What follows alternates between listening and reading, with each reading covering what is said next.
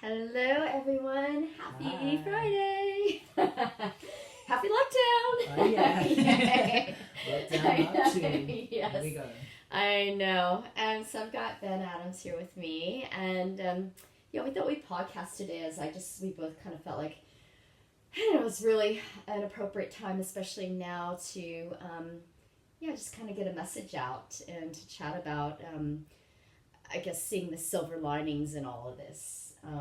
And I know some of you aren't in Sydney, but if you just to kind of preface all this, like we've just kind of gone into lockdown in Sydney for a week. Midnight tonight. Yeah, from midnight tonight, so it doesn't start just yet. But so for a whole week, and I know I know for myself, it's like, oh shit, like I'm not going to be teaching for a whole week, and I can do online classes, but I know a lot of people are worried about it, and it's school holidays as well. Next week, it's like, oh, what are they going to do to the kids, and canceling trips. So it does affect a lot of people. So many people. So yeah. Businesses shut. Yeah. Holidays cancelled. Exactly. I know Ben you're supposed to go away this weekend, and you cancel your trip. So yeah.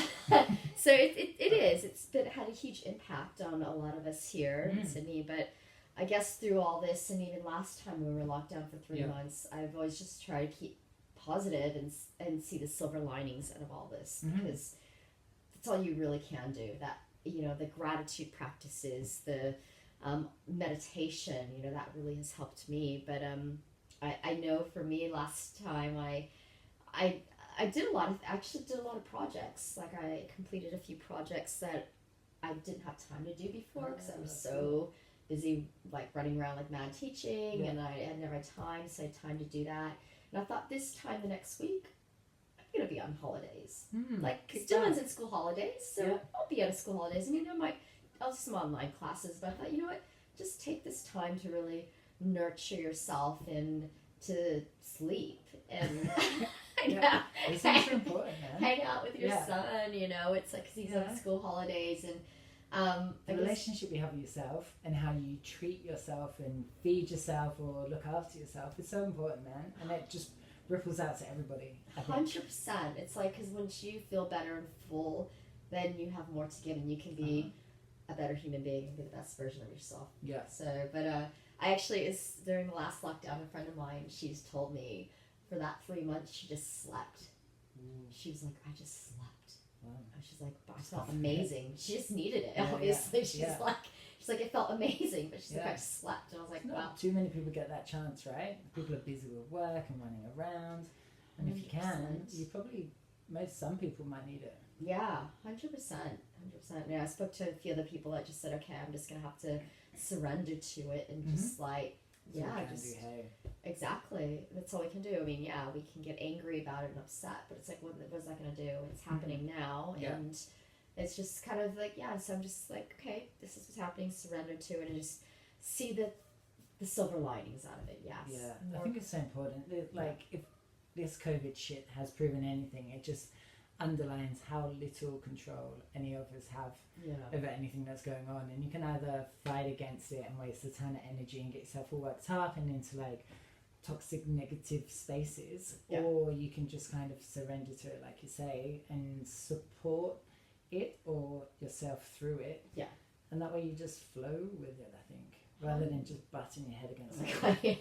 You can't change the shit, and it's on. Exactly. It's happening. So just get your practices right, look after yourself, get into it. 100%. I think also it's a time where we need to come together and like really support each other and help each other out there, because it's like, I was saying how it's hard for me not to be annoyed at the remote driver be mad, but I'm like, okay, well, it's what's done is done, and like, this is when we need to like work together now. It's like, like we can do this, we've got this, but rather than being mad at someone or being upset, which it's like, it's hard. Exactly. It is hard. It's so hard, but it's like, The good news is the science behind this gratitude stuff backs up massively. There's so many good studies. There's one in Berkeley a few years ago where they split people into 3 groups. One group was the gratitude group, and they were tasked with every day writing down the good things that happened to them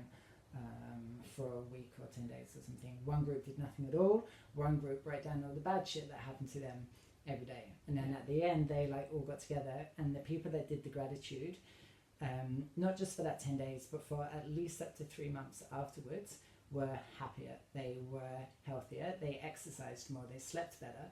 They were kinder to others and less selfless. The people that did nothing were the same. And the people that were negative and wrote down all their irritations were more aggressive, more likely to get angry. They were less likely to be able to make decisions, and they were more negative, which led to worse sleeping, which led to bad health things. Like, it was a cascade effect. Yeah. And bigger studies have been done on bigger groups of people, like Holocaust survivors and giant groups of people that suffer intolerable sorts of things, and the ones that are able to share those experiences, talk about those experiences positively, live longer again. They are happier, kinder, do better, visit the doctor less. Like, there's so much science to back it up. Yeah, I 100%, I totally believe in that. It's like what you put out there, that's what's going to happen. Like, laws of attraction, and also things like, gratitude practice. Like, if you're a negative person, then that's the kind of energy that you're going to attract. It just is. Like, but if you're like, can put out the gratitude, this positive vibes, I believe that's what you're going to attract. And those are the types of people that you are going to be surrounded by those types of people. They've done MRI scans on people that do gratitude practices, and they are better equipped to make decisions. They have a stronger vocabulary, and they are more, I don't know how to say it, team players. They talk about we's instead of I. So they will quite often, and that lends people to be more supportive of their friends because they're more empathetic. They are more able to put themselves in a shitty situation and understand what's happening with other people. Whereas people that are more negative, it's the primordial frontal cortex or lobe bit, the front bit where you make decisions. They're terrible at making decisions. They talk about I all the time, and they don't do so well. So we gotta be positive, change that perspective. I didn't explain that very well. Maybe I'm not being gratitude at all. At the end of the day, just be grateful, peeps. But no, I that's something I do actually. Is I do my gratitude practice. I've told you about it. Like 10 each day, I list down 10 different things I'm grateful for, and I do different things. I try to do different things, and even if it's just little things, like grateful that like the bus came on time, I didn't have to wait, or grateful for whatever class today with someone, or grateful we got to podcast today, and just whatever, these little things, it makes such a difference in how you live and what you attract, and and how you see your world and your outlook on life, I think. 100%. And then once you get into the habit, and it does take a bit of time and intention to actually do it and to like get in that flow, you start to see the world differently, happier, better. 100%. I totally agree with that. So gratitude practices, and of course meditation, that helps too. But it's like, we can get through this, and it's and I know in other parts of the world it was like a lot worse, and so I'm totally, I've always said I'm really grateful for being here, because we have had it pretty good, I have to say, And so I'm like, okay, we have a week, right? Maybe longer. Well, let's just say a week for now. And it's like, compared to like other parts of the world, it's like, like, can't complain. It's like, it's pretty good. But that is a good segue to something else I wanted to say. Gratitude stuff. Like, doesn't mean, because some people say it's like toxic positivity, just pretending to be happy, and in some ways it kind of is pretending, but it's not. It's just shifting your attention, and that doesn't mean don't be sad. It doesn't mean if you've got feelings or you are having a bad day, it doesn't in any way diminish that shit. It just means that your attention for 5 minutes a day or 10 minutes a day or whatever is focused on the positive. And if you are feeling sad, that's completely allowed to have those feelings and embrace those feelings too. 100%. Positive. 10 minutes a day, force it, do it. That's all it is, exactly. And it totally changes your outlook on life and your perspective on life when you can focus on what you're grateful for. Because let's face it, I mean, a lot of us, I know a lot of my friends and it's like, we have it good. And it's easy to focus on, all the negative shit. Yeah, it is very easy to go down that rabbit hole, but it's like, you know, when you can think of all the things that we do have in our life, all the beautiful things, it's like, wow, it's pretty fucking good. Like, we've got it good. Like, you know, like, so yeah, it's a gratitude that definitely helps.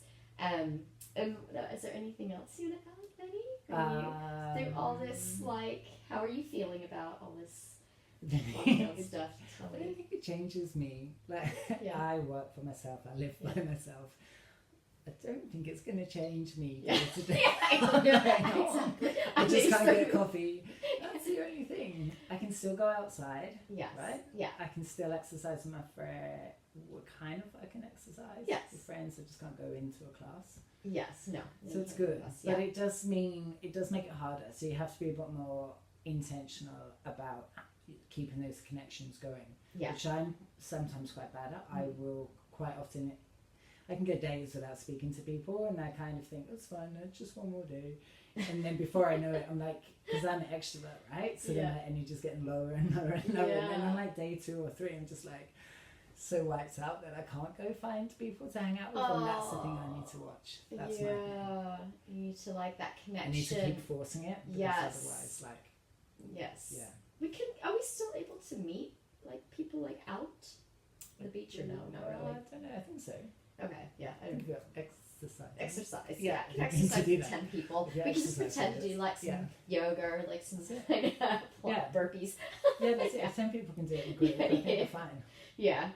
But it is. I think it's really important to keep that connection up. And 100%. People need that. People need connection. Yeah, exactly. And but we'll get through it. So it's not.